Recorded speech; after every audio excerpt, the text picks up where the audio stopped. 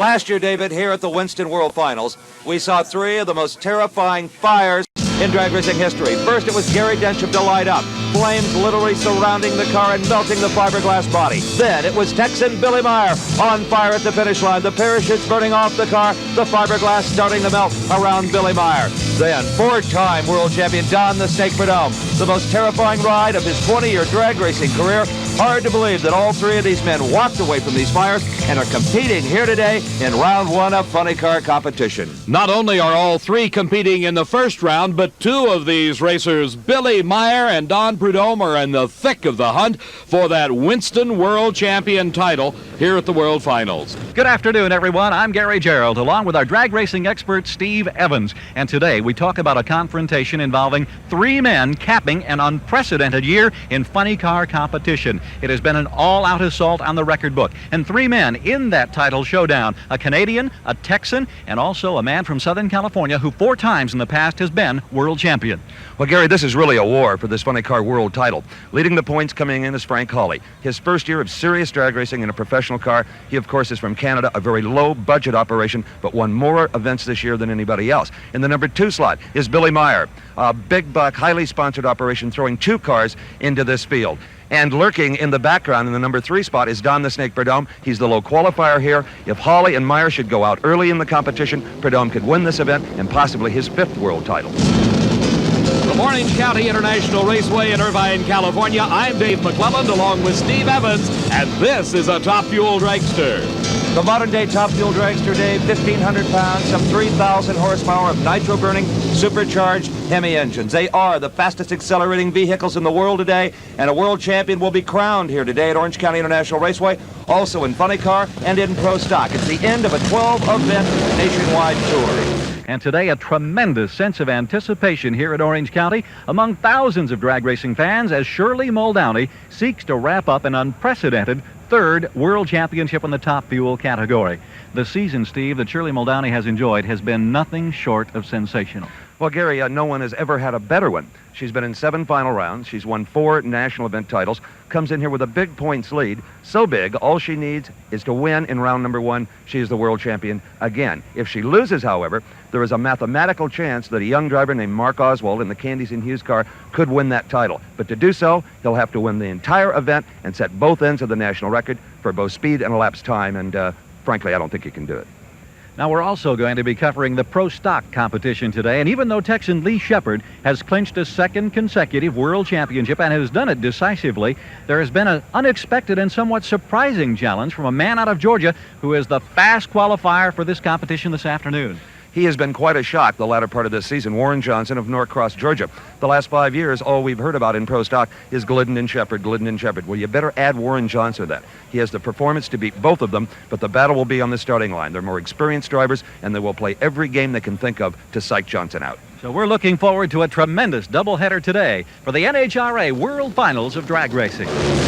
Starting action off in the first round of Top Fuel Eliminator, we have got one of the top female drivers in the business, Lucille Lee, matched up against Dublin, Ohio's Jim Head. Quite a story on Jim Head. He came up from the ranks of the amateur racer and has worked his way all the way up to Top Fuel and is qualified for this World Championship Finals. And an incredible story on Lucille Lee, Dave. She never drove anything but the push truck until about 1.5 years ago when she was tutored by Mark Danicus right here at OCIR and learned to drive a Top Fuel dragster. She has already won 1 national event. Jim Head in the far lane. Lucille Lee up in smoke. Too much power, no traction, and it is Jim Head with an upset win in the first round. 5.90 seconds elapsed time.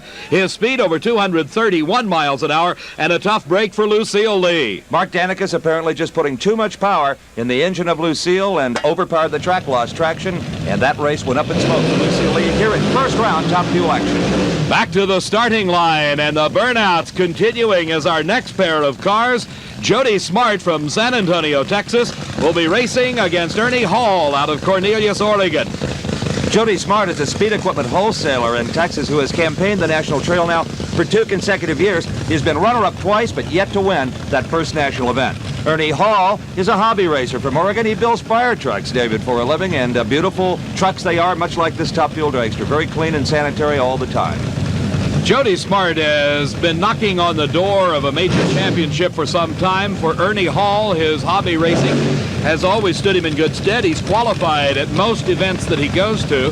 He has upgraded his equipment every year, and Ernie Hall now matched up against Jody Smart in round number 1 at the Winston World Finals. Now, Jody Smart in the near lane is famous for a big top-end charge. Goes over 250 miles an hour just about every pass. The overflow crowd in Orange County watching as Jody Smart pulls away from Ernie Hall at the start, and he extends his lead at the finish line. Jody Smart wins it 5.76 seconds elapsed time. His speed over 250 miles an hour. A losing 5.97 for Ernie Hall at 246 miles an hour. Our next pair coming to the line right now, David, it'll be Doug Krahulis of Bakersfield, California. This is Dangerous Doug in the near lane. In the far lane will be former U.S. national champion Terry Camp of Edmonton, Alberta, Canada. The name Doug Krahulis is almost legend around drag racing, not only for his exploits on the racetrack, but off. He's quite a personality, Steve. Terry Camp, the past few seasons, has run the entire national event trail, but this year has stayed pretty close to home. This is only the second time that we have seen Terry Camp from Edmonton.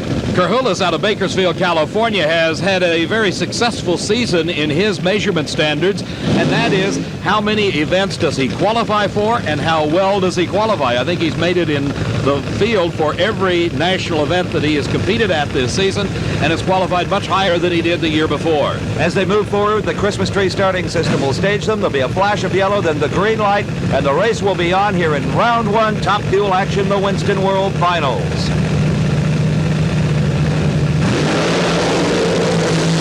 Both cars leaving almost together, but Terry Camp appears to be pulling out at the finish line, and he does. Terry Camp wins it with a 5.95 second elapsed time to a losing 6 seconds flat. Doug Krahulis will be very disappointed at 6 seconds flat, 245 miles an hour. The reaction time was absolutely identical for both drivers. Here now, as round 1 action continues, this is Connie Kalita. He has won 2 national events this year, his first in almost 15 years of drag racing out of Ypsilanti, Michigan. His competition comes from Whittier, California. This is a driver that has bounced around from several cars and is now at the wheel of this top fuel dragster, Dave Braskett. He used to campaign a funny car with a partner by the name of Gary Bergen, who is certainly a force to be reckoned with in funny car racing. Dave Braskett taking over the driving chores of the RJ Trotter machine. He's on the far side of the racetrack as they leave the starting lineup. Look at Kalita go.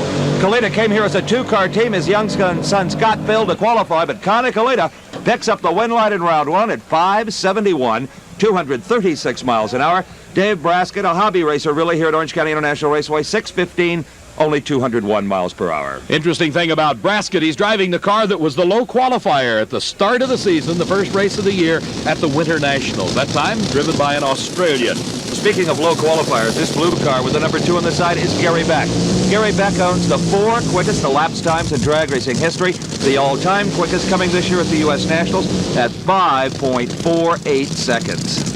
His competition in the far lane is Frank Bradley, a former Winter Nationals champion. Bradley out of Napa, California, turned pro a few years ago. Gary Beck, driving the Larry Minor owned and operated car, is regarded former 2-time national champion. He is the former world champion, was number 2 in the world last season, and regarded by many as one of the premier drivers in the sport. This is the burnout. It is all important for the top fuel dragsters and the funny cars. You see the tires grow as Gary Beck puts the hammer down to heat up these 18-inch wide tires, make them hot, sticky, and also to lay down a hot path of rubber on the racetrack. The car is backed up in stage in those burnout tracks. They use a puddle of water to start the burnout, something just to break the tires loose. It looks like a crewman working on Frank Bradley's car, but I guess everything's okay because here comes Gary Beck into the staging beams. This is the quickest top fuel dragster in the world, the car of Gary Beck.